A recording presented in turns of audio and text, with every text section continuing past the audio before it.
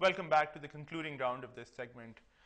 Professor Jaspal, the final question, which is a red line. Could Pakistan have become a nuclear power without establishing, putting in place an unknown, largely unknown nuclear program for at least the first few years after it was established, and really breaking some of the international norms? The question of beg, borrow, steal is one which has come up time and again. Without taking this approach, Pakistan would not have become a nuclear power. So in all fairness, wasn't Dr. A.Q. Khan following the tradition that had been laid down for the program in its initial years? Fran, what the words you used, I think they are too much Western words which they have used against Pakistan, the sort of thing. If we can review the entire history of the nuclear proliferation, like books like Jeremy Bernard, What You Need to Do Nuclear Weapons, the transfer of technology takes place the same way. And after 1974 and 75, when NSG was created, there was no way. So here we have to give a due share to the Qadir Khan when they were looking about the technological transfer. Pakistan was neither a member of NSG nor a member of the NPT, nor having any protocol with the IAEA. So for Pakistan, wherever it was available, Pakistan was not violator. The states which were providing it, they were the violator, if we can look as technically and legally.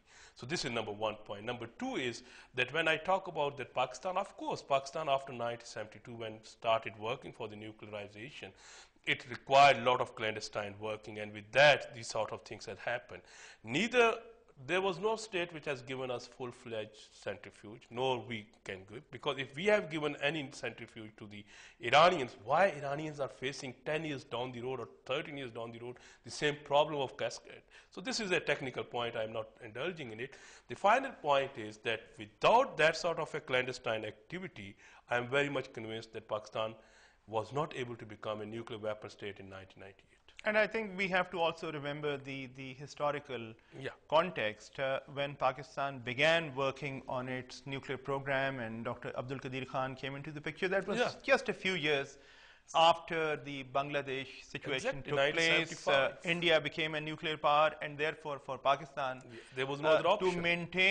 To maintain its security for what was the former West Pakistan, subsequently became Pakistan, the security imperative was to go nuclear. Finally, Professor Nayyar, for your thoughts on this issue. You see, I hold a different view. I know the program in detail. I have studied Pakistan's weapons program in very great detail.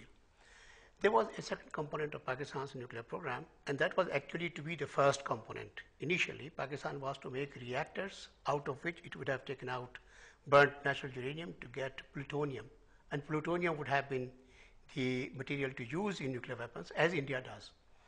And in 1974, Pakistan was actually poised to set up a nuclear reactor.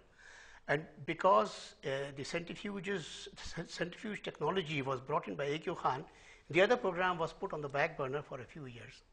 And this program was given full support.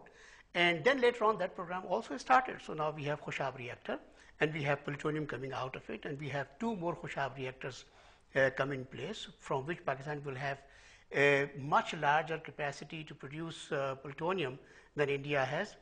And therefore, had A.Q. Khan not come in, had Pakistan not gone into the program on enriching uranium, Pakistan would have continued would have gone on the program onto the plutonium production program, and would have had nuclear weapons by early 90s. There's absolutely no doubt about that. And I think, therefore, while A.Q. Khan's efforts may have hastened it by a few years, they certainly did not were not absolutely crucial.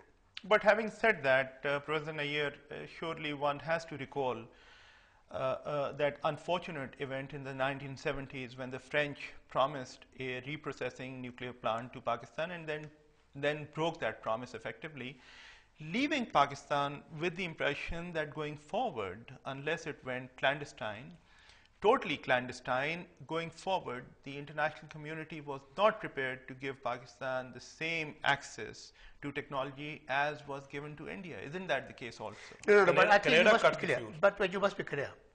There was a time when India was offered technology, and at the same time Pakistan was offered the same technology, Pakistan refused that technology. The things are on record. When Pakistan was offered a reprocessing plant in the 60s and Pakistan flatly refused, they said that we don't need it. But then there was Ayub a Khan deal. said we did not. Then there was a deal in the 70s. And with I the know French- that with later the on, French when broke, I mean, when, the when, promise when was broken. that by then India had already exploded, and people had become very cautious about these things, and therefore Pakistan was refused. The point is that the technology, when it was available to India, it was also available to Pakistan. Indians took Some it, of Pakistan these refused. points, although very interesting, will remain moot.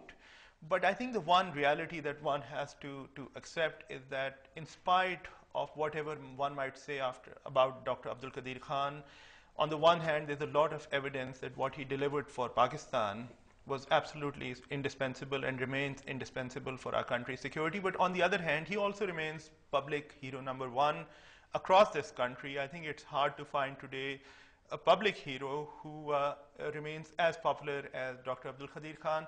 I wish we had more time to discuss this further, but we're running short of time. Professor Zafar Nawaz Jaspal, Professor H. Nayyar, thank you very much for joining me on this program.